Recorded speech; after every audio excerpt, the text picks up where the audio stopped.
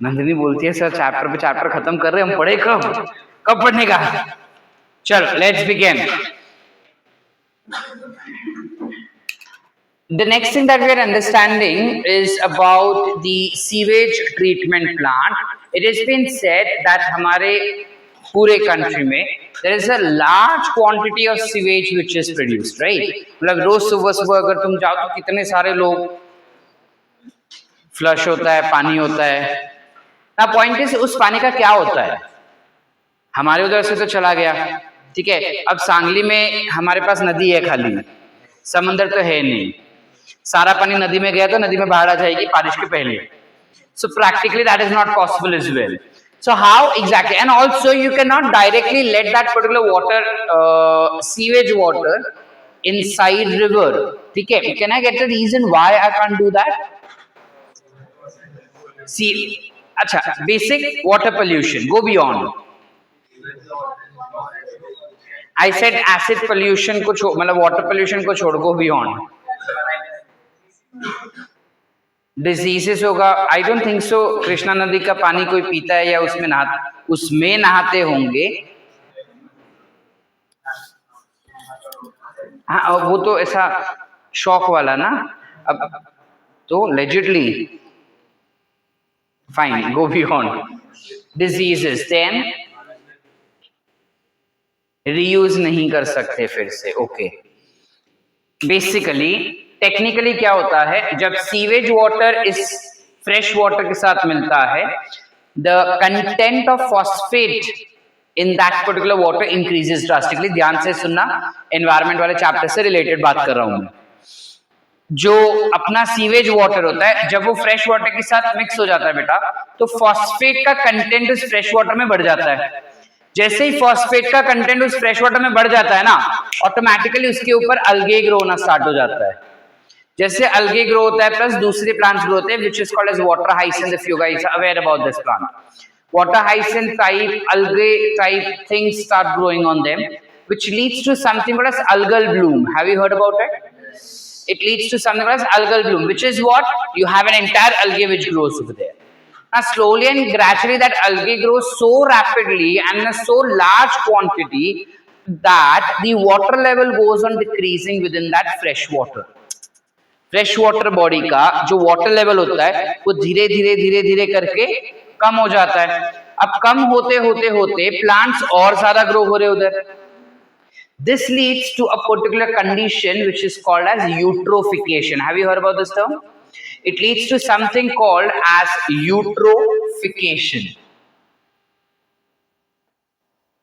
ना अगर मुझे इसको डिफाइन करना होगा यूट्रोफिकेशन को, it is nothing but slow death of water body. जैसे for example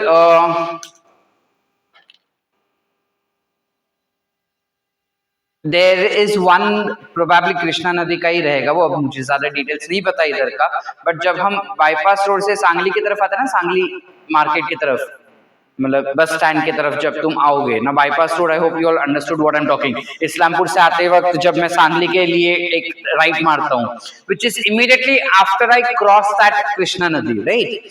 and when I take a right from there, there is a small gutter जैसा, नाले जैसा रहेगा, जो एक्चुअली नदी था.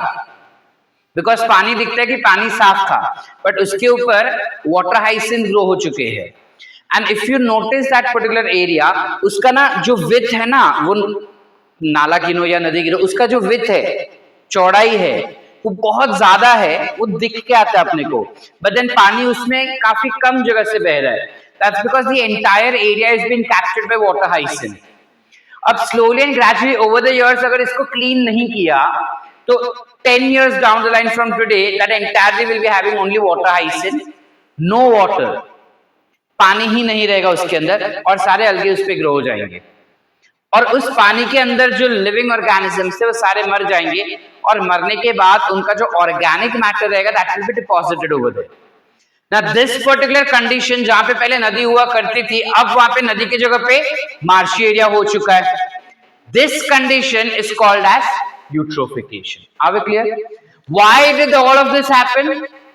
Is because we were exploiting that fresh water with sewage water. English बोला। ऐसा क्यों हो रहा था बेटा? क्योंकि उस फ्रेश वाटर के अंदर सीवेज वाटर जो है वो मिक्स हो रहा था, इस वजह से ये चीज हुआ। Are we clear up till here everyone? Did we understand what eutrophication is?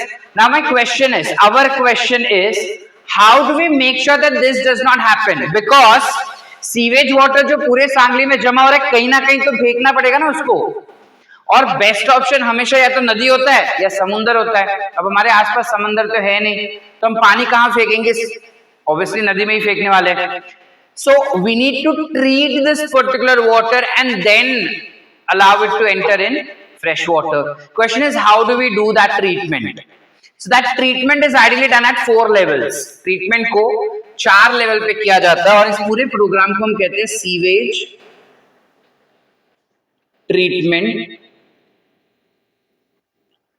Plant, that is STP. I'm not aware Sangli में किधर होता है।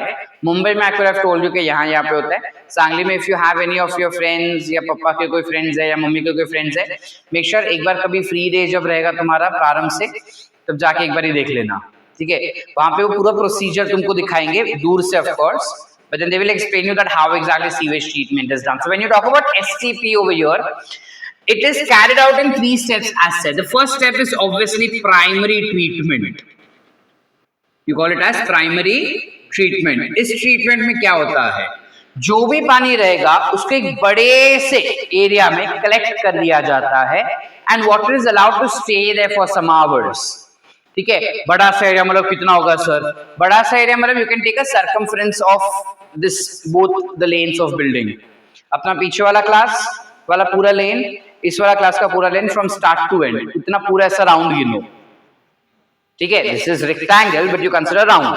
इतने बड़े कंटेनर सॉर्ट ऑफ होते हैं या एरिया सॉर्ट ऑफ होता है, और ऐसा एक नहीं होता बेटा, 7-8 होते हैं इतने बड़े बड़े, जिसमें पूरे सांगली का पानी एक साथ, यानी पूरे सिटी का वाटर एक साथ जमा किया जाता है, या फिर पूरे एरिया का पानी एक साथ जमा किया जाता है। जमा करने के बाद उसको कुछ घंटे वैसे ही रखते हैं। क्यों सर? ताकि जितने भी हैवी पार्टिकल्स रहेंगे वो सारे नीचे सेटल डाउन हो जाएंगे। उस सीवेज वाटर में जितने भी हैवी पार्टिकल्स रहेंगे वो सारे क्या हो जाएंगे बेटा? सेटल हो जाएंगे। सो technique that is used over here is settling, which is nothing but can also be called as sedimentation. Are we clear? Sedimentation के साथ साथ you can have filtration which has been done at this point, but then that filtration is at a very minute level. Filtration कैसे sir? वो fish net होता है पता है? कुछ वैसा, मतलब अपना स्विमिंग पूल वगैरह में देखो वो नेट जैसा होता है जिसके थ्रू ऊपर जो तैर रहे हैं चीजें उसको साफ किया जाता है। So pretty much like that, वो filtration टाइप का चीजें किया जाता है। इसके अलावा you can have distillation which would be done at this point, but then this is a very rare process. Generally ये नहीं होता है, ठीक है? इतने बड़े लेवल पे नहीं होता है। You can have chlorination. Are we clear? So इस तरीके के अलग अलग मेथड्स इस्तेमाल किए जाते हैं ताकि जितना पानी हम क्लियर कर सके उतना हम पानी को क्लियर करें। सो पहली बात सेटलिंग प्रोसेस का इस्तेमाल किया जाता है ताकि जितने भी फ्लोटिंग सब्सटेंसेस रहेंगे उसके अंदर हैवी फ्लोटिंग सब्सटेंसेस रहेंगे तो सारे के सारे नीचे आ जाए, फिर उसको हम क्लियर कर सकते हैं। इसके अलावा जो हैवी नहीं है, लाइट वेटेड है और पानी के ऊपर तैर रहे हैं, कुछ चीजें लाइक फॉर एग्जांपल प्लास्टिक हो गया, रबर हो गया, पेड़ पौधे हो गए, ठीक है, या डंडी वगैरह हो गया, उसको हाथ से फिल्ट्रेशन किया जा सकता है इजीली, ईदर हैंड पिक और you have net picking which has been present, ठीक है। इसके अलावा बाद में जो पानी ऊपर बचता है उसके अंदर थोड़ा सा क्लोरीन डाल के we can clear that particular water as well. However वो 100% क्लियर तो होगा नहीं, that particular water will still be polluted in nature. So उसके बाद जो ऊपर फ्लोटिंग वाटर रहता है, the floating water is taken up for the second treatment, which will obviously be classified as secondary treatment. समझ पा रहे हैं? नहीं समझे बेटा? पहले प्रोसेस में हमने क्या किया, जो हैवी सब्सटेंसेस थे वो सारे सेटल डाउन हो गए, लाइट सब्सटेंसेस ऊपर फ्लोट कर रहे थे, तो जो भी हम सॉलिड प्रोडक्ट्स को सेपरेट कर पाए मैक्सिमम, उसको हमने सेपरेट कर दिया। अब जो पानी ऊपर बचता है उसको हमने पूरा कलेक्ट किया और उसको हमने यूज कर रहे हैं सेकेंडरी ट्रीटमेंट के लिए। We use that for secondary treatment. Now what happens in secondary treatment? For secondary treatment, when this water has been collected, this water is acted upon. It has a very high BOD. Now what is this term BOD? It is biochemical oxygen demand. अब ये क्या होता है, सुनो ध्यान से सुनो, ये कॉन्सेप्ट अगेन ईवीएस के रिलेटेड है, इकोलॉजी वाले चैप्टर के रिलेटेड है। ध्यान से सुनो क्या हो रहा है। बीओडी बायोलॉजिकल ऑक्सीजन डिमांड क्या होता है। अब जो पानी हमने अलग से कलेक्ट किया ना सेकेंडरी ट्रीटमेंट के लिए, ऑब्वियसली उस पर्टिकुलर पानी के अंदर ऑर्गेनिक मैटर बहुत ज्यादा होगा, because it is our waste products, right. मतलब एनिमल या प्लांट्स का वेस्ट प्रोडक्ट रहेगा उस पर्टिकुलर सीवेज वाटर में, which is obviously rich in organic content. Now, if I want to break down this organic content into smaller particles, we have discussed this during respiration that oxygen is required to do that. So, right?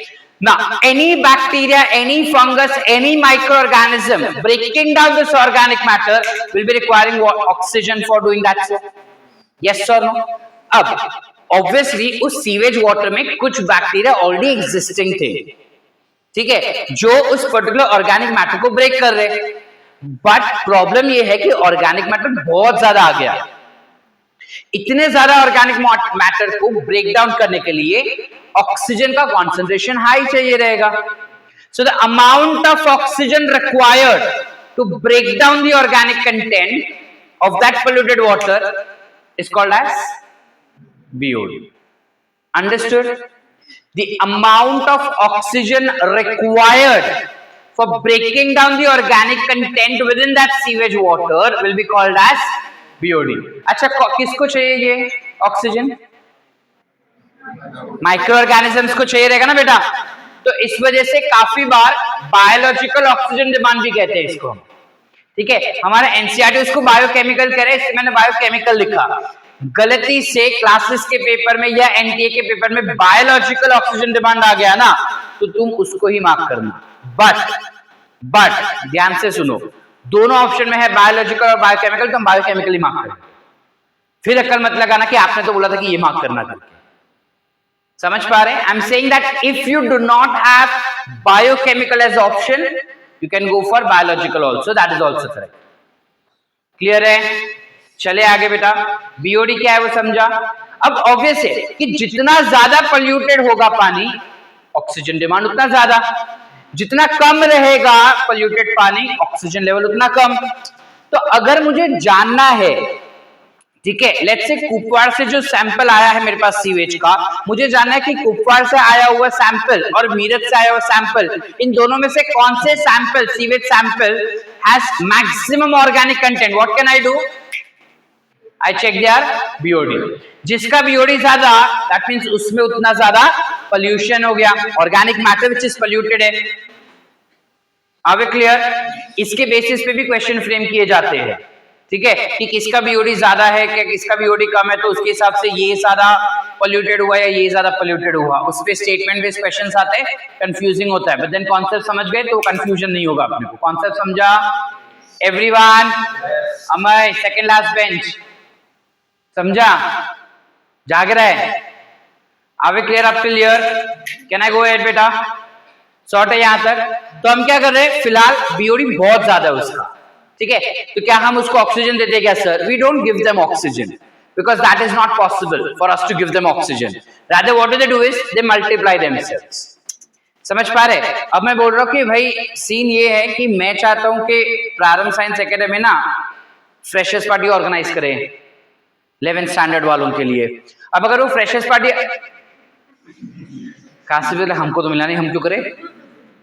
Suppose if I want that thing, now in that case only Nandini says कि हाँ sir I'll participate. Now only Nandini cannot organize ना, she says too much of workload sir, that means there is too much of oxygen demand.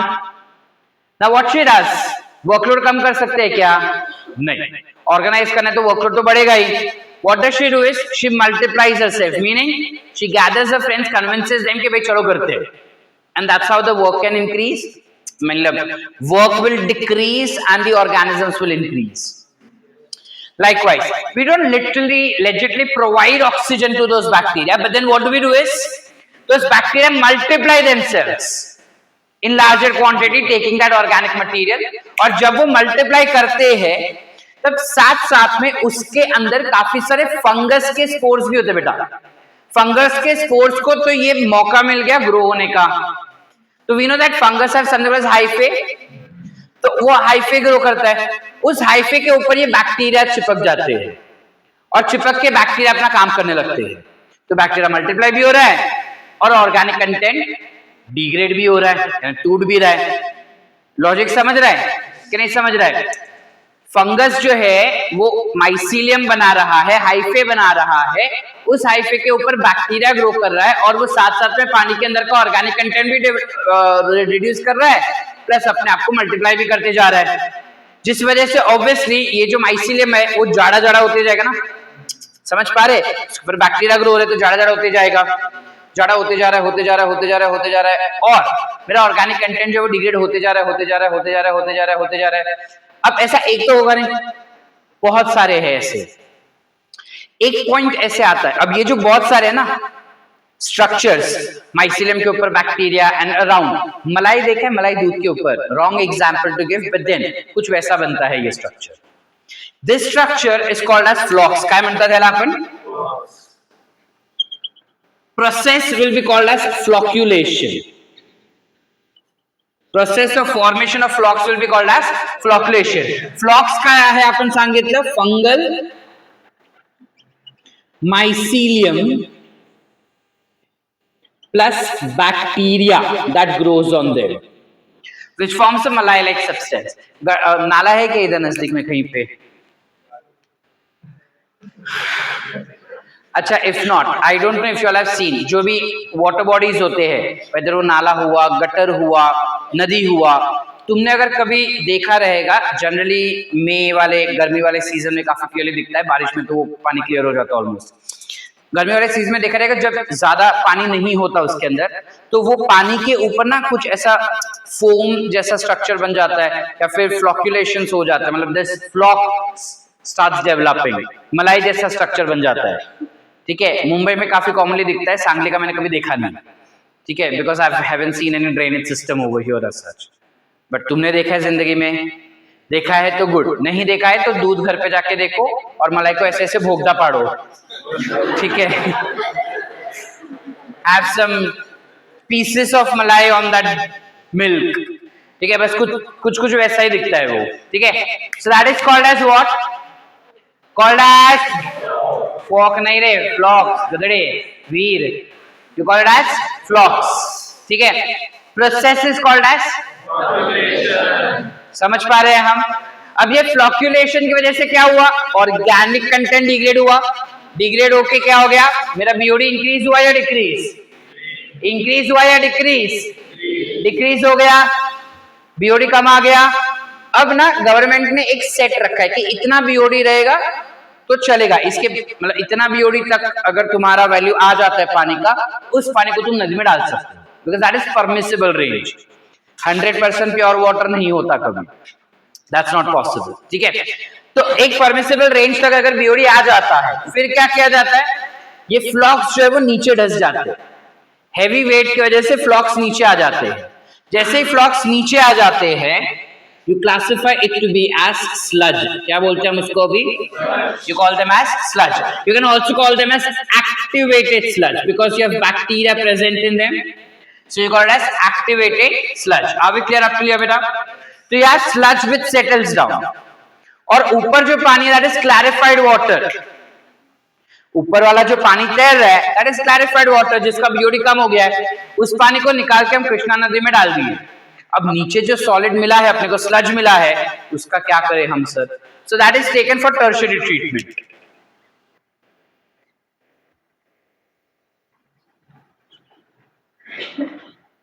You take it for tertiary treatment. यहां पे हम क्या कर रहे हैं? ये जो एक्टिवेटेड स्लज है बेटा, इस एक्टिवेटेड स्लज के अंदर हम एनेरोबिक बैक्टीरिया डाल देते हैं। We add anaerobic bacteria in it.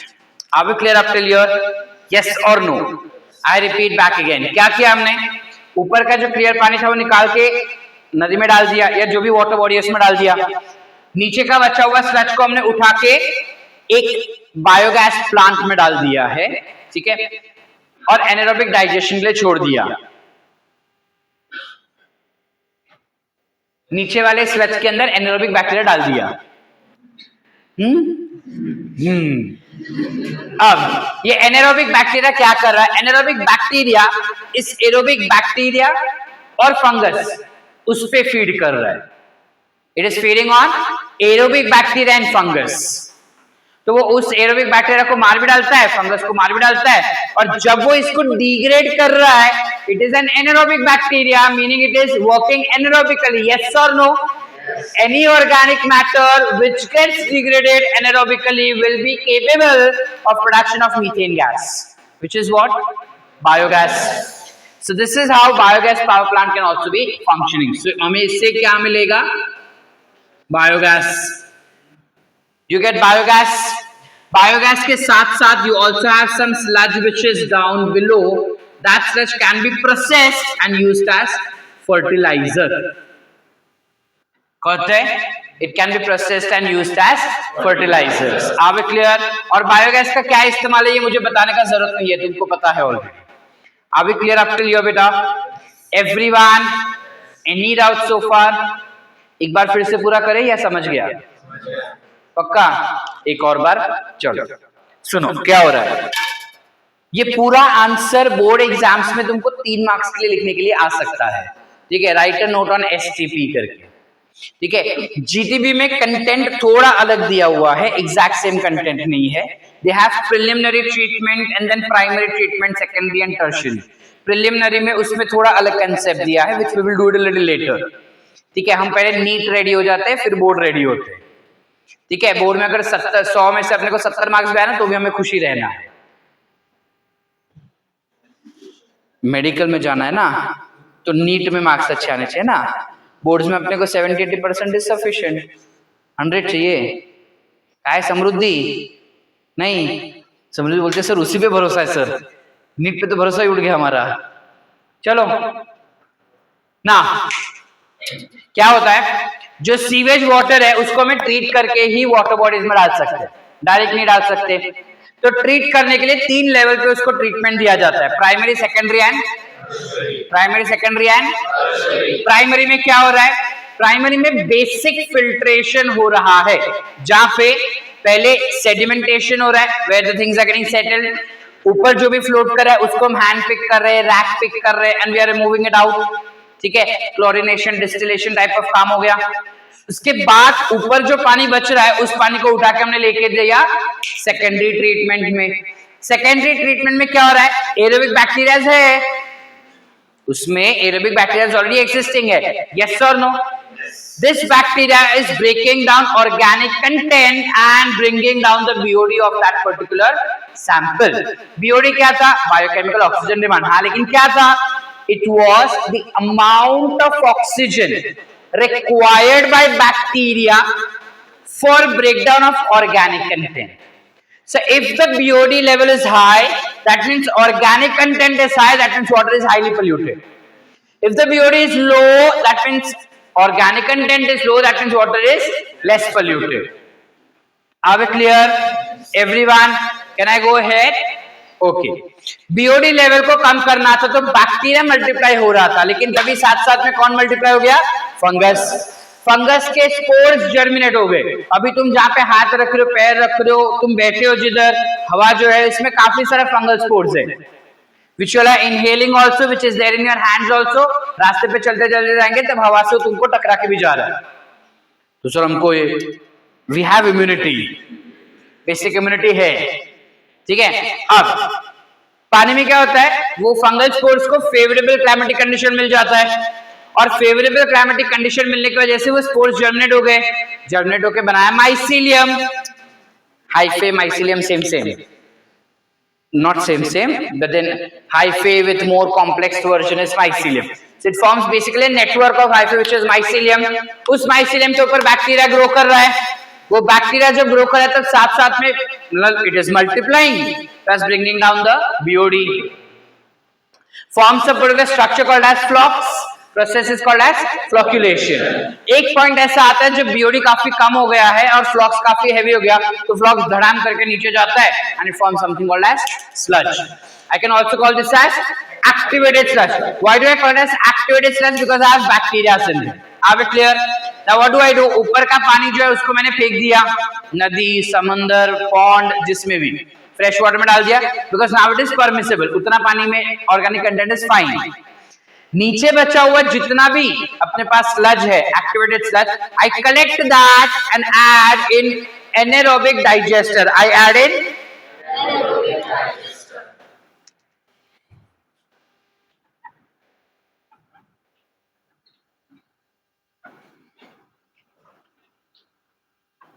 We add it in anaerobic digester.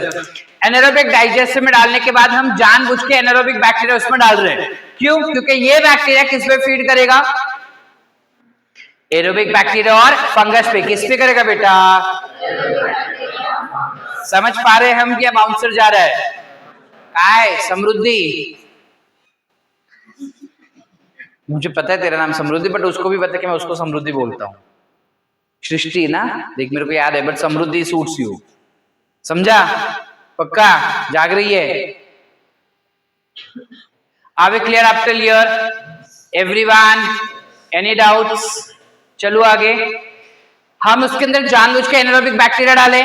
ये एनारोबिक बैक्टीरिया एरोबिक बैक्टीरिया पे फीड करें एज वेल एज फंगस पे. उनको मार मार के एनारोबिकली क्या बना रहे हैं उसमें से? बायोगैस. जिसका हम क्या इस्तेमाल करते हैं हमको पता है. ठीक है. और बाकी बचा हुआ जो स्लज है उसको थोड़ा ट्रीटमेंट करके कहां पे यूज करें? फर्टिलाइजर. Are we clear बेटा? Any doubts up till here? So with that respect, जो अपना फर्स्ट ट्रीटमेंट है ना, इसको हम फिजिकल ट्रीटमेंट भी कह सकते हैं. Because all the treatments that I use are physical treatments, physical chemistry. ठीक है. This what we are using up is aerobic bacteria are used over here, and that's why we classify it to be as aerobic treatment. यहाँ पे anaerobic bacteria का इस्तेमाल किया जा रहा है और पूरे एनारोबिक प्रोसेसेस हो रहे हैं. So you call it as anaerobic treatment. Are we clear up till here? बेटा यस और नो? पक्की बात. बोर्ड में आएगा तो लिख पाएंगे. कॉन्सेप्ट क्लियर है? अब एनसीईआरटी में एक लाइन अपने को एक्स्ट्रा दिया कि दुनिया हमारे इंडिया में ऐसे काफी सारे सीवेज वाटर्स को डायरेक्टली नदी में डाला जाता है. If I talk about Mumbai, because I know about it much more better than what Sangli I can explain you. Mumbai में सिर्फ प्राइमरी ट्रीटमेंट किया जाता है. सेकेंडरी टर्शियरी के लिए हमारे पास टाइम ही नहीं है, बिकॉज इतने भारी क्वांटिटी में सीवेज बनाया जाता है कि we don't wait for secondary and tertiary treatment. Primary करने के बाद जो भी ऊपर का पानी बचता है सीधा समंदर में जाता है. समंदर बड़ा है ना, सब ले लेता है. ठीक है. तो that's the reason that water gets polluted there much more quickly as compared to the rest of the places. Now scenario what is happening is NCERT बोलता है कि जब हम इतना ज्यादा सीवेज बना रहे हैं हमारे कंट्री में और वो सारे सीवेज मैक्सिमली नदी में जाता है, बिकॉज अपना इंडिया सिर्फ लोअर पोर्शन में समंदर के साथ कनेक्टेड है ना. बाकी इंटीरियर्स जाओ, तुम मध्य प्रदेश जाओ, उत्तराखंड जाओ, एक्सेट्रा एक्सेट्रा, वो तो नदी है. तो वहां पे उनके पास क्या ऑप्शन है बेटा? नदी के अंदर ही जाएगा ना सीवेज. तो जब नदी के अंदर सीवेज जाता है, obviously that river is getting polluted. Now, when I say sewage, it doesn't only mean घर के अंदर का वो फ्लश वाला पानी. Sewage will also include industries में से निकला हुआ effluents, industrial effluents जिसे कहते हैं. Sewage will also include जो hospitals वगैरह में से निकले हुए पानी वगैरह रहेगा. So everything, या जो टेक्सटाइल इंडस्ट्री से निकला है या इलेक्ट्रिक पावर प्लांट से जो पानी निकलता है, ये सब पानी अल्टीमेटली जुड़ के सीवेज वाटर ही बनता है, बिकॉज अल्टीमेटली वो नाले में ही जाता है. नाला इज व्हाट सीवेज. समझ पा रहे कि नहीं समझ पा रहे? सो हमारा एनसीईआरटी बोलता है कि ऐसी दो नदियां काफी ज्यादा पोल्यूटेड हो गई है इस चीजों की वजह से, which is one is Ganga, दूसरा इज यमुना. जिस वजह से today we have started with a project where we are cleaning Ganga and Yamuna, which is Ganga Action Plan and Yamuna Action Plan are the two actions that have been taken up into consideration for cleaning that particular river. Are we clear, beta? Any doubts? Pakka baat? Pura samjha? Once again or understood? Understood. Any concept that you all want me to repeat back again? कोई चीज पक्का सब समझा? लिखिए इतना.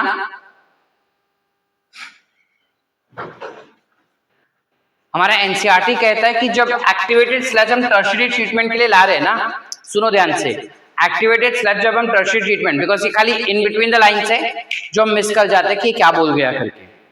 Activated sludge जब tertiary treatment के लिए लाते हैं, हमारा एनसीईआरटी बोलता है कि जब सेकेंडरी से टर्शियरी में गया तब कोई प्राइमरी से सेकेंडरी में भी तो आया रहेगा, है ना. अब प्राइमरी से सेकेंडरी में आ रहा है, सपोज मैं चाहता हूं कि काम और ज्यादा फास्ट हो जाए. I want the process to be fast. So if I increase the number of bacteria artificially, won't my process become faster? So क्या करते हैं, activated sludge जो रहेगा, जो tertiary treatment में आया, inoculum from this is added to secondary treatment. Next secondary treatment. नहीं समझे? जैसा अपन दही और दूध का किए थे पिछले लेक्चर में. दही बन चुका है, ओवर फर्मेंट हो रहा है अभी भी. अब मुझे दूसरा दूध तो आ गया घर पे, मेरा दही का दुकान, दही वापस बनाना पड़ेगा ना. तो इसमें से कुछ दही लेके मैंने वापस दूध में डाल दिया. सेम चीज कि जब मैं यहां से एक्टिवेटेड स्लज उठा के इसमें डाल दिया, the next lot of water that was there in primary treatment has now come to secondary treatment. I want to fasten up the process of secondary treatment. So इसमें कुछ बैक्टीरिया एग्जिस्टिंग है, but मैं क्या कर रहा हूं, इसमें से कुछ बैक्टीरिया निकाल के वापस इसमें डाल रहा हूं. Before inoculating anaerobic bacteria. I'm using term inoculating because that means adding, but then the NCERT use term inoculating. समझ पा रहे हैं? Before we add anaerobic bacteria to activated sludge, some part of activated sludge or small amount of activated sludge is added back to secondary treatment for a new lot of water that has been, or new batch of water that has been taken into consideration for treatment. Did we understand? Any doubts? Pakka?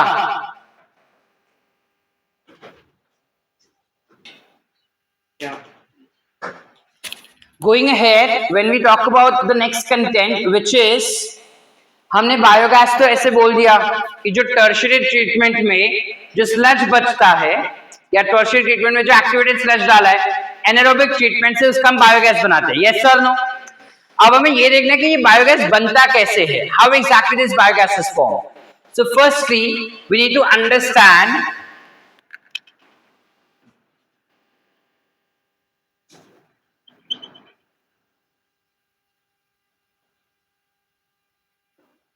सबसे पहला चीज हमें ये देखना है कि जो biogas होता है इसके रॉ मटेरियल्स कौन से होंगे. So raw materials can be anything, like the best used raw material is cow dung, which we are aware. इसके अलावा you can have sludge or you can have dead, decayed plant and animal body.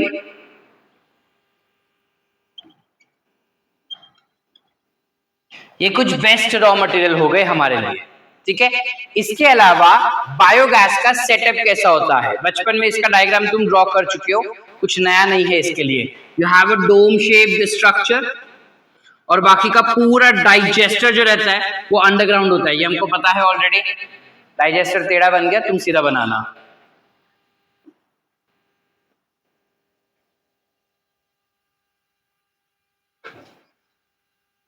ठीक है, बन गया ना पसंद. ठीक है ना. डोम शेप होता है, ऊपर का लिड होता है जिसे हम कहते हैं. ठीक है. और बाकी का पूरा digester will be underground. It has one inlet and has one outlet.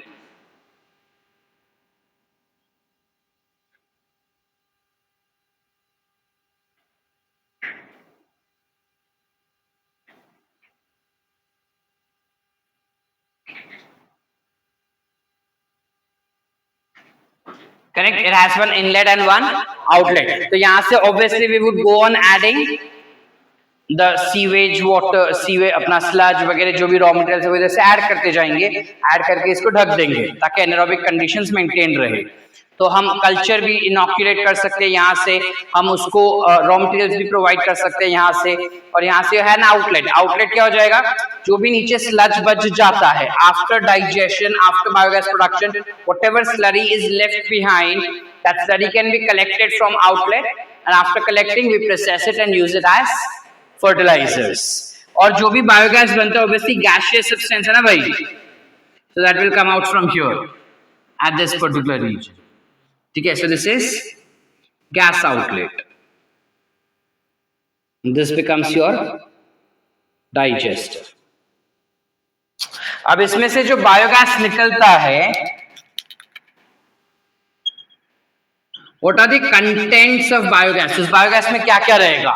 Obviously large quantity, almost 40 to 60% is methane gas that we see in them. You have some amount of carbon dioxide also present in them. Carbon dioxide is somewhere around 20 to 30% that we see in it. Okay, actually, yeah, 20 to 30% that we tend to see in it. इसके अलावा you have other nitrogen gases or other gases which are also existing in it. Are we clear? Which can be 1 to 5%. Don't stick to the concentration that I've given over here. Just understand the order of it, where सबसे ज़्यादा you will have methane, then carbon dioxide and then other gases which are existing. ये contents उसके होते हैं. ये boards के लिए है, नीट के लिए नहीं काम आता है ये चीज अपने को. ठीक है, अब क्वेश्चन इसके बायोगैस बनता कैसे है? What are the steps of biogas production? So when we talk about steps of biogas production, again it is done in 3 steps. In first step is called as hydrolysis. First step is called as hydrolysis. Spread the term. Hydrolysis. Hydro meaning, lysis meaning, यानी कि पानी के मदद से जब हम चीजों को तोड़ रहे हैं, यानी क्या मैं पानी के अंदर डाल के उसको यूं यूं तोड़ रहा हूं? नहीं. Hydrolysis यानी the enzyme that is utilized for breakdown of larger complex molecule into simpler will be hydrolase enzyme. तो यहाँ पे क्या हो रहा है? You have complex organic compound will be getting broken down to simpler organic compound. You write simpler or you write small, both are correct. ठीक है, अब ये जब प्रोसेस हो रहा है, this process will occur anaerobically. This will be an anaerobic reaction that is occurring. So by default, the bacteria that are involved in this particular step will also be anaerobic. So what bacteria can we expect to be occurring over here? You have Thiobacillus, you have Clostridium, you can have Pseudomonas, etc. These are the bacteria that can be involved in anaerobic digestion. Are we clear? Yes or no? Yes. Second step में क्या होता है? Second step is classified to be as acidogenesis or acetogenesis. Now, what exactly is acido? Why do we classify this term? Is because जो simpler organic content है,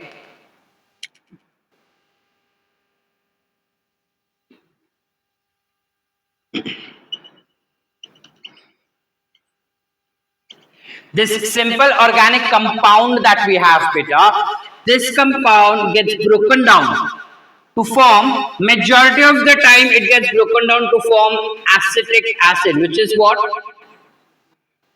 Acetic acid is what? vinegar. So majority of the time this compound gets broken down to form acetic acid. कभी कभार acetic acid को छोड़ के कुछ दूसरा भी बन जाता है. कुछ दूसरा मतलब क्या बनेगा? कोई भी ऑर्गेनिक कंटेंट बन सकता है. मीनिंग कोई भी ऑर्गेनिक कंटेंट नहीं, कोई भी ऑर्गेनिक एसिड बन सकता है. Are we clear? समझे बेटा? Again this entire step actually is anaerobic only, तो ये स्टेप भी एनारोबिकली ही होगा. यहाँ पे जो बैक्टीरिया इन्वॉल्व है इस कन्वर्जन के लिए बिकम्स एसिटोबैक्टर एसिटाइल. इसके बारे में हम पिछले लेक्चर में कर चुके हैं. Are we clear up till here? Then comes the third step, which is methanogenesis. Now, what exactly is happening in methanogenesis? You can have acetic acid or organic acid.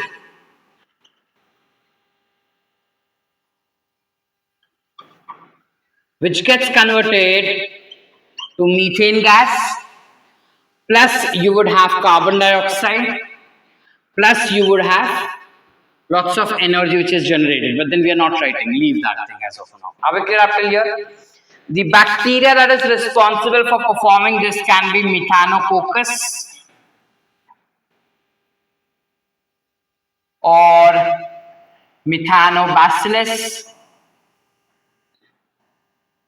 etc. Are we clear with the three steps? Yes or no बेटा? अब हम क्यों चाहते हैं biogas banana? What are the benefits? What is the significance? क्या significance है इस particular process का? क्यों करवाना चाहते हैं biogas production? So we want to go ahead with biogas production because A, it is cheaper. It's a cheaper fuel, right? It can be easily transported.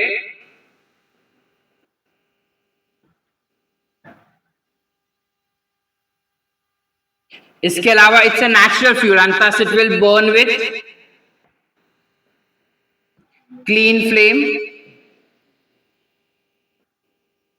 and thus it is eco-friendly. Yes or no?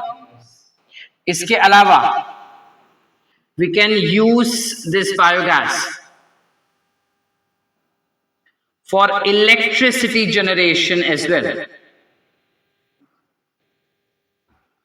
We can use biogas for electricity generation as well. Like for example, if I talk about a very basic like street light हो गया, ठीक है, ऐसा छोटे छोटे electricity generation अगर चाहिए रहेंगे, तो you can go for biogas plant as well, which helps in generation of electricity. Are we clear? Where it will obviously be used as fuels. Are we clear up till here?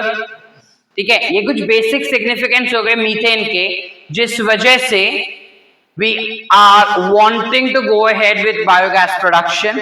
इसके अलावा there are certain conditions that are also required for this process. What are the conditions? Prime condition is it has to be an anaerobic process. The process has to be anaerobic. Environment has to be warm. Right? Do I need moisture for this? Yes, of course, yes. We do require moisture. So these are basic climatic conditions that we require. Missing of any one of them, कोई भी एक चीज अगर इसमें से missing रहेगा तो biogas production will not be smoothly done. Are we clear? Everyone? Any doubts? Clear है यहाँ तक बेटा? अब वो बता रहे हैं कि generally maximum समय पे हम हमेशा काउ डंग का ही इस्तेमाल करते हैं बायोगैस प्रोडक्शन के लिए, और काउ डंग ज्यादातर गांव में मिलता है. इस वजह से कहा जाता है कि गांव में घरों के बाजू में बायोगैस प्लांट काफी कॉमनली मिलते हैं, और अगर हमारा घर गांव में रहेगा तो बायोगैस प्लांट होना ही चाहिए, ऐसा एनसीईआरटी बोलता है. वो बोलता है let's not be dependent on the power that has been provided by government, let's synthesise our own electricity and own fuel. How can we do that? With the help of biogas power plant. Are we clear? Yes और no बेटा? Can I go ahead? इसमें it has been saying कि गांव में biogas production करवाने के लिए जो बायोगैस प्लांट डाला जाता है और उसमें जो प्रोग्रेस हुआ है, that is majorly because of IARI। क्या है ये, मुझे क्या पता, सुनो। IARI is Indian agricultural research institute. क्या है? Indian agricultural research institute. एक और बार इंडियन एग्रीकल्चरल रिसर्च इंस्टीट्यूट। मेरा नींद उड़ गया, एक और बार। One of the MCQ that is asked in NEET examination होगा बाहर, पक्का? 5 मार्क्स प्रारंभ को दे रहे या लेके जा रहे? पक्की बात है, शॉर्ट है। एक तो ये हो गया। दूसरा KVIC। सर KYC पता है, KVIC नहीं पता। K stands for खादी, बीच में लगाएंगे and.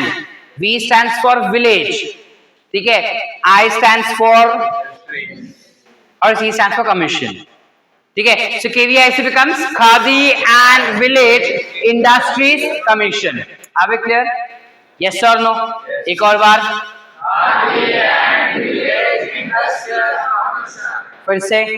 Khadi and Village Industries Commission। फिर से एक बार। Khadi and Village Industries Commission। Short है? Any doubts? सब क्लियर? ठीक है। तो इसमें से हमारे लिए एनसीईआरटी में क्या दिया है सर? कुछ नहीं। एनसीईआरटी में खाली बताता है कि बायोगैस प्लांट जो है उससे बायोगैस बनता है। डायग्राम दिया है जिसके बेसिस पे तुमको क्वेश्चन पूछा जा सकता है। However, labelings of me that I've drawn and the ones that are given in NCERT are slightly different। मैंने सिंपल वर्डिंग्स में लिखा है, उसने वर्डिंग्स को थोड़ा कॉम्प्लेक्स किया बस, और कुछ नहीं है, बाकी सब सेम है। सेकेंडली वो ये वाले कॉन्सेप्ट को डिटेल में एक्सप्लेन कर रहा है IARI एंड KVIC के बारे में कि वो कैसे क्या है। बाकी वो सिंपल बताता है कि गांव में काउ डंग ज्यादा मिलता है, cow dung is the raw material, anaerobic process है, ऑल ऑफ दैट, ठीक है। स्टेप्स हम किए हैं बोर्ड एग्जाम्स के लिए। This will come in board exams. Are we clear बेटा? So make sure that we know this concept very well. Short है? Biogas plant is clear? Everyone लिखे? चलो next, going ahead, there are microbes which are also utilized as biopesticides and biocontrol agent, which is nothing but all insecticides and pesticides which are generally used during agriculture. We know that these are chemical pesticides and chemical insecticides, right? Now if we use them, it is harmful for both plants as well as insects for sure, but in plants के लिए भी वो harmful हो जाता है। Why? Land becomes infertile in first place. Secondly, जब हम insects को मार देते हैं तो जो predators उन insects पे feed करते हैं वो food cycle भी हम break कर रहे हैं। Are we getting it? We are breaking that food chain also, and that is the reason that we are trying, or farmers try to avoid this particular phenomenon of utilizing chemical pesticides and chemical insecticides, and rather use some other techniques where biological system can be utilized for controlling them, ठीक है। अब इससे ethically भी correct हो जाता है कि हम जानबूझ के किसी को मार नहीं रहे, और जो साइकिल है वो भी करेक्टली मेंटेन रहता है और प्लांट्स को अफेक्ट नहीं करता mainly. Now with that respect, there are different bacteria, there are different funguses, there are different viruses which can be utilized for doing this particular phenomenon or doing this particular process, जिसमें हमारा NCERT में एक काफी example दिया है specific organism का, which is bacillus thuringiensis।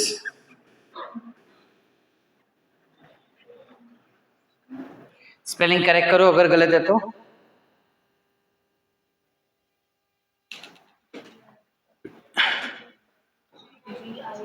GIE ना, बाकी सब बराबर। सुनो, ये बैक्टीरिया क्या, एन के बाद now what exactly happens is this bacteria is a soil bacteria which is known to produce a particular crystalline protein जिसको प्यार से we call it as cry protein। ठीक है, ध्यान से सुनना, जब तुम जेनेटिक्स का ही बायोटेक्नोलॉजी चैप्टर पढ़ोगे तब उसमें ये सेम कॉन्सेप्ट वापस आने वाला है। ठीक है, don't make the person repeat that back again. You have crystalline protein that is produced by this particular bacteria, also called as cryprotein. अब इस प्रोटीन का सीन क्या हो रहा है? That it is produced as protoxin. What do you understand by the term protoxin? Pro मतलब okay, or I would say inactive. ठीक है, protoxin is precursor of toxin, which is inactive form of toxin.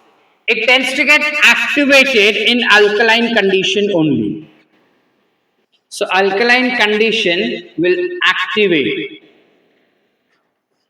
protein. यहां तक concept clear है? एक bacteria है जिसका नाम है Bacillus thuringiensis. ये बैक्टीरिया एक सॉइल बैक्टीरिया है। हर्षल इधर है बोर्ड, तो किधर देख रहा है? Soil bacteria. This bacteria produces a protein which is crystalline in nature, so that protein will be called as cryprotein. And this protein is always produced as protoxin because it is inactive. So that means that bacteria produces this protein in the inactive form, and it gets activated only when it gets alkaline pH, meaning pH has to be more. Higher pH is where the protein gets activated. Lower pH is where the protein becomes inactive. Are we clear with the concept?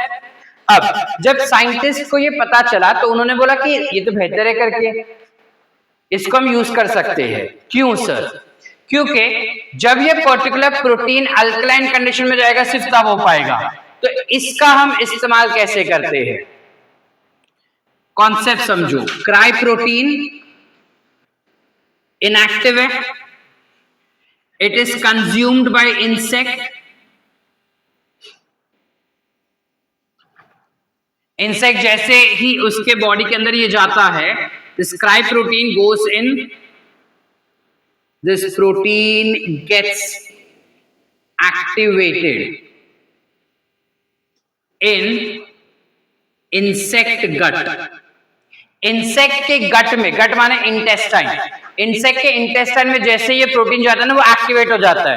अब मुझे तुमको समझाने का जरूरत नहीं है, जब मैं बोल रहा हूं कि वो एक्टिवेट हो जाता है, सही, दैट मींस उधर का पीएच कितना होगा बेटा? सब सही बन रहे, सब सही, जोर से बोल बेटा, बराबर बोल रही है। PH will be high, that means it will be alkaline, yes और नो? अगर पीएच ऑफ इंसेक्ट गट पूछा तो 7 के ऊपर वाला मार्क करके आने का। कितना होता है? अलग अलग इंसेक्ट का अलग अलग होता है, तुम 7 के ऊपर का मार्क करके आने का। क्लियर है यहां तक everyone?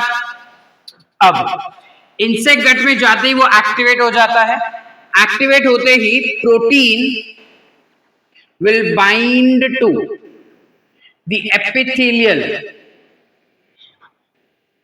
Cell line and create pores in epithelial cells. मतलब जैसे वो प्रोटीन इंसेक्ट के गट में गया ना, ये प्रोटीन इंसेक्ट के गट के अंदर जो एपिथेलियल सेल्स का लाइन होता है उस पे जा जाके बैठ जाता है और वो सेल्स के अंदर छेद कर देता है, तो सेल्स फट गया, यानी इंटेस्टाइन ही फट गया। अब इंटेस्टाइन फट गया तो ऑब्वियसली इंसेक्ट क्या हो जाएगा? Because of which the insect die. Simple procedure समझा कि ये प्रोटीन कैसे काम कर रहा है? ठीक है, अब इस प्रोसीजर के हिसाब से साइंटिस्ट क्या बोले कि बैक्टीरिया को तुम अनफेवरेबल कंडीशन में डालो। ध्यान से सुना क्या प्रोसीजर यूज किया उन लोग। उन्होंने बोला कि तुम बैक्टीरिया को अनफेवरेबल कंडीशन में रखो, तो बैक्टीरिया जो वो स्पोर बन जाएंगे। बैक्टीरिया स्पोर बनते ही उसको पानी के अंदर डालो, उसको डाइल्यूट करो और स्प्रे करते जाओ। अब जब हम स्प्रे करते हैं प्लांट के ऊपर, कुछ स्पोर्स प्लांट के ऊपर जा रहे हैं, कुछ स्पोर्स ऑब्वियसली प्लांट के नीचे जा रहे हैं। जो प्लांट के नीचे गए वो छोड़ो, उसको जाने दो, क्योंकि वो सॉइल बैक्टीरिया है ना, तो बैक्टीरिया उधर मल्टीप्लाई करेगा, छोड़ दो उस बात को। जो प्लांट के ऊपर गए इंसेक्ट उस प्लांट के ऊपर आएगा, इंसेक्ट उस प्लांट के लीफ खाएगा, लीफ खाते खाते उसके बॉडी के अंदर ये स्पोर गया। अब स्पोर जाने के बाद वो स्पोर जर्मिनेट होगा, बैक्टीरिया मल्टीप्लाई होगा, बैक्टीरिया वो प्रोड्यूस करेगा, प्रोड्यूस करके रिलीज करेगा, रिलीज करके वो एक्टिवेट होगा, एक्टिवेट होकर उसको किल करेगा। It's a long process. इतना लॉन्ग प्रोसेस होने तक तो वो पूरा प्लांट खा चुका है इंसेक्ट। समझ पा रहे कि नहीं समझ पा रहे? साइंटिस्ट बोले कि बहुत स्लो काम कर रहा है, this isn't working correctly, so they changed it. उन्होंने क्या किया, उन्होंने प्रोटीन लिया सीधा, इनएक्टिव फॉर्म है ना भाई, सीधा प्रोटीन लिया, उसको पानी के अंदर डाला, डाइल्यूट किया और प्रोटीन स्प्रे करने लगे। अब no doubt it work, but then उसका डिसएडवांटेज हो गया। क्या सर? डिसएडवांटेज है कि जो स्प्रे कर रहा है उसके ऊपर भी गिर रहा है। अब हमारा जो एनवायरमेंट है, मतलब हमारा स्किन जो है, for sure it is not acidic in nature, ठीक है, sorry it is not alkaline in nature. I might not be visible in camera mostly, but then you all can hear me, ठीक है, and I'm assuming you all to be expecting you all to be sincere enough to listen correctly, ठीक है। Process is important for biotechnology chapter as well, and that chapter carries a lot of marks in your NEET examination, especially this concept। तो अच्छे से सुन के लो। क्या बोले हम बेटा कि जो प्रोटीन है उसको प्योरीफाई किया गया और प्योरीफाई करके उस प्रोटीन को उसने स्प्रे किया। अब जब प्रोटीन को वो स्प्रे कर रहा है ना, तो प्रॉब्लम क्या हो रहा है, कुछ प्रोटीन जो है वो जमीन पे गिर जा रहा है, कुछ प्रोटीन जो है वो प्लांट पे गिर रहा है, कुछ अमाउंट ऑफ वाटर जो है वो हवा में जा रहा है, और कुछ जो है वो बॉडी पे भी तो गिर रहा है। अब इसमें एफिशिएंसी रेशियो वाज ओनली 15%, यानी कि जितना भी मैं स्प्रे करूं ना उसका खाली 15% is going on that particular plant. Rest of them is either going down in the soil. If it goes down in the soil, that means soil के अंदर जितने इंसेक्ट है वो सब मर गए। अब ये तो मेरे लिए डिसएडवांटेज हो गया, because I want insect in soil that fertilises it, वो गैर फायदा हो गया। कुछ जो है वो हवा में जा रहा है, हवा में क्या काम का, कुछ जो है वो बॉडी के ऊपर आ रहा है, तो उस बंदे को रैशेस हो रहा है, एलर्जिक रिएक्शंस हो रहे हैं उस चीज के। So then they ruled out this also. They said कि ये भी काम नहीं करेगा। Initially किया, for a long time they used, but then वो बोले कि नहीं यार ये तो गलत हो गया करके, एफिशिएंसी ही कम हो रहा है इसमें, तो 15% खाली यूज होना 100% बॉटल में से। इमेजिन करो पूरा बॉटल है 1 लीटर का, उसमें से तुम खाली एक ही घुट पी पाओगे, तो कोई मतलब का नहीं हुआ ना, बाकी सब waste. In that case, scientists came up with genetic engineering, and what they said is, let us switch ourselves. ये पर्टिकुलर प्रोटीन जो है उसके लिए ऑब्वियसली कोई जीन्स तो होंगे, तो साइंटिस्ट ने क्या किया, इस पर्टिकुलर प्रोटीन का जीन उठाया, which is called as cry gene. क्या बोलेंगे इसको अपन बेटा? इस क्राइजीन को उन्होंने उठाया, इस क्राइजीन को उन्होंने प्लाज्मिड के अंदर डाला। We all know what plasmid is, yes और नो? बैक्टीरिया के अंदर एक प्लाज्मिड करके कुछ था, याद आ रहा है? पिछले साल का पहला चैप्टर जो आजकल में पढ़ रहे थे तुम पिछले साल, ठीक है, cell unit of life. Plasmid निकाला बैक्टीरिया में से और प्लाज्मिड के अंदर ये जीन डाल दिया। इस प्लाज्मिड को अब उन्होंने प्लांट के लीव्स में डाल दिया, मतलब प्लांट के लीव सेल्स के अंदर इंसर्ट कर दिया। मीनिंग अब जब ये प्लाज्मिड वाला डीएनए में से एमआरएनए बनेगा, एमआरएनए से प्रोटीन बनेगा, ऑब्वियसली इनएक्टिव प्रोटीन बन रहा है ना भाई। इधर नहीं समझे बेटा क्या किया हमने? क्या किया कि ये जो पर्टिकुलर क्राई जीन था, क्राई प्रोटीन था, उस प्रोटीन का जीन हमने आइडेंटिफाई किया और उस जीन को कट करके आइसोलेट कर दिया। फिर उस जीन को हमने प्लाज्मिड के अंदर डाल दिया और उस प्लाज्मिड को हमने सेल्स के अंदर डाल दिया। वो लिखूं पूरा या समझ गए? We took the gene, inserted in plasmid और प्लाज्मिड को डाला हमने लीफ सेल में। क्लियर है? अब लीफ सेल के अंदर क्या हो रहा है? What is happening within the leaf cell? Inactive protein is synthesized in array.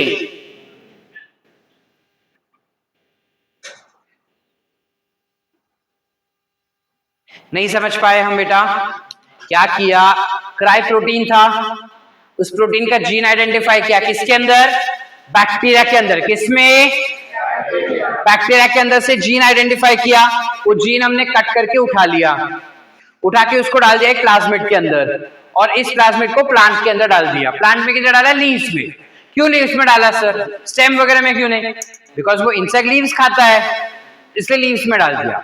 अब वो लीफ के अंदर के सेल्स अपने आप प्रोटीन बनाएंगे ना बेटा, लीफ के अंदर के सेल्स के पास क्राई जीन है, क्राई जीन से क्राई प्रोटीन बनाएगा वो, समझ पा रहे, क्राई जीन से क्राई प्रोटीन बनाया वो। अब जब जब whenever the plant is been eaten by the insect, that means leaves of that plant is whenever eaten by the insect, insect के बॉडी में सीधा एक्टिव प्रोटीन गया, हमें कुछ स्प्रे करना पड़ा, हमारे कुछ वेस्टेज हुए उसके अंदर चीजें नहीं, वो प्लांट को या वो प्लांट के लीफ को इंसेक्ट ने खाया, इंसेक्ट खाते ही मर गया, बिकॉज प्रोटीन तो था ही उसके अंदर, प्रोटीन उसके अंदर था ही ना, but that was in the inactive form, तो प्लांट को भी हार्म नहीं किया कुछ, प्रोटीन जो प्रोड्यूस किया वो इनएक्टिव फॉर्म में किया, तो प्लांट्स को भी कुछ हार्मफुल नहीं है उसके अंदर। और जैसे ही इंसेक्ट ने उसको खाया, इंसेक्ट के बॉडी के अंदर उसको अल्कलाइन कंडीशन मिला, protein active, insect died, insect मर गया। अब अगर नंदिनी को बहुत भूख लगा है, बाहर रास्ते चलते चलते कोई लीफ खाई और लीफ खा के वो मर गई, अब हम देख रहे वो मर गई, फिर भी हम उसको खाने को जाएंगे क्या, मतलब इसको बचाएंगे, बट वो लीफ वापस कभी कोई खाएगा क्या, सेम चीज दूसरे इंसेक्ट देख रहे हैं ना, एक इंसेक्ट ने उस लीफ को खाया और डर गया, मतलब मर गया, तो क्यों जाएगा ये, हाथ चल मैं भी खा के देखूं मैं भी मरता है या नहीं करके, तो automatically that plant become resistant to insect, काम हो गया ना, समझे कि नहीं समझे। इस तरीके का बायोपेस्टिसाइड अगर कोई प्लांट में गया है, उस प्लांट के नाम के आगे हम बीटी डाल देते हैं। You might have heard about BT tobacco 10th में, you might have heard about BT cotton, you might have heard about BT brinjal। ये BT क्या है, हमको बचपन में बताया गया था biotechnology, it is not. BT stands for Bacillus thuringiensis, remember that, NEET का क्वेश्चन बनता है इस पे। BT stands for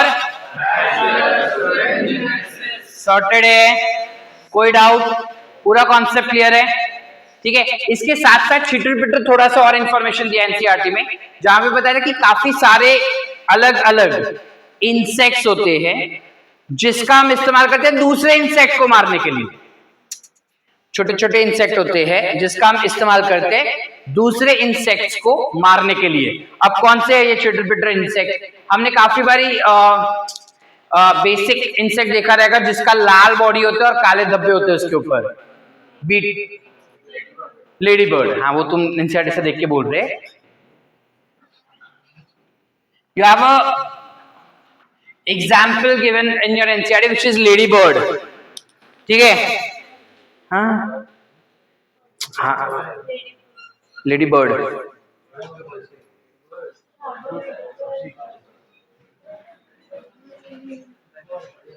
you have an example given which is lady bird, और इसके साथ साथ एक और है dragonfly, can we see that,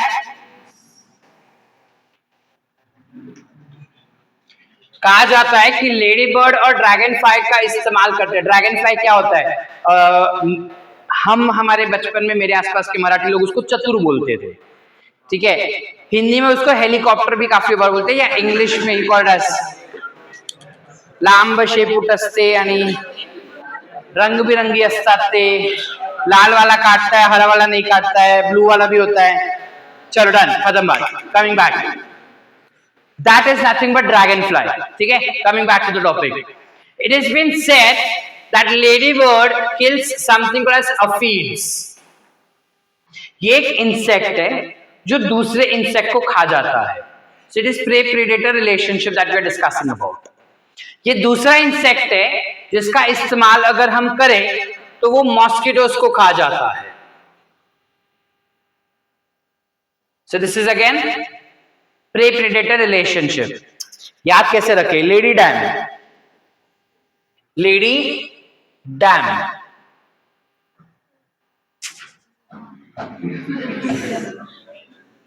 ठीक है, नहीं याद रह रहा तो तुम्हारा बनाओ, which can be Los Angeles का DM, district minister. Lady dam is better. ठीक है, तुम्हारे एनसीईआरटी में सीक्वेंस भी वैसा ही है, लेडी डैम का ही सीक्वेंस है, which is lady bird plus dragon fly kills aphids and mosquitoes respectively, it says, meaning दोनों को नहीं मार रहे, पहले वाला पहले वाले को, दूसरा वाला दूसरे वाले को मार रहा है। The exact sequence that we've shown over here. उसके बाद तुमको बीटी कॉटन के बारे में सब बताया। इसके अलावा बोलता है कि सिर्फ इतना ही नहीं बेटा, काफी सारे वायरसेस भी होते हैं जो स्पेसिफिकली इंसेक्ट के लिए यूटिलाइज किए जाते हैं, यानी कि we have discussed this in biological classification that viruses are very specific to their host. Yes or no? हम ये पढ़ चुके हैं बायोलॉजिकल क्लासिफिकेशन में कि अगर कोई वायरस किसी प्लांट को इन्फेक्ट कर दे तो प्लांट को ही करेगा, किसी एनिमल को कर दे तो एनिमल को ही करेगा। अब उससे रिलेटेड अपने को यहाँ पे एक्सप्लेन किया जा रहा है बेटा that virus, some viruses are specific to some insects only. तो अगर मुझे पता है कि मेरे खेत में ये पर्टिकुलर प्लांट ग्रो हो रहा है, उस प्लांट पे ये वाला इंसेक्ट आता है, तो what I can do is I use that particular virus to control those particular insects, जिनमें से एक एग्जांपल तुमको दिया गया है which is nucleopolyhedrovirus. वो माहिती है मला, तुम देख के मत बताओ, which is NPV. Are we clear? NPV वो बताता है काफी सारे लोगों को किल कर देता है भाई, काफी सारे लोगों में इन्फेक्शन फैला के उस इंसेक्ट को मार डालता है, including beetle, butterfly, caterpillar etcetera. List दिया हुआ है पूरा उधर। ठीक है, बाद में पढ़ते समय अंडरलाइन कर लेना, पहले इधर देखो। ठीक है, इसके अलावा बोलते हैं यही नहीं, काफी सारे फंगस का भी इस्तेमाल किया जाता है इंसेक्ट को मारने के लिए। अब फंगस में हमारे पास एक फंगस है कॉल्ड एज ट्राइकोडर्मा, नाम तो सुने हैं। Belongs to which class of fungi? Deuteromycetes. It is deuteromycetes. Trichoderma काफी सारे इंसेक्ट को भी कंट्रोल करता है, ऐसा बताया गया है यहाँ। Are we clear up till here? Yes और no? Any doubts? Quick reading करें पहले, कुछ लिखने का ज्यादा नहीं एक्सेप्ट फॉर दिस पॉइंट। चलो लिख लो फिर रीड करते हैं।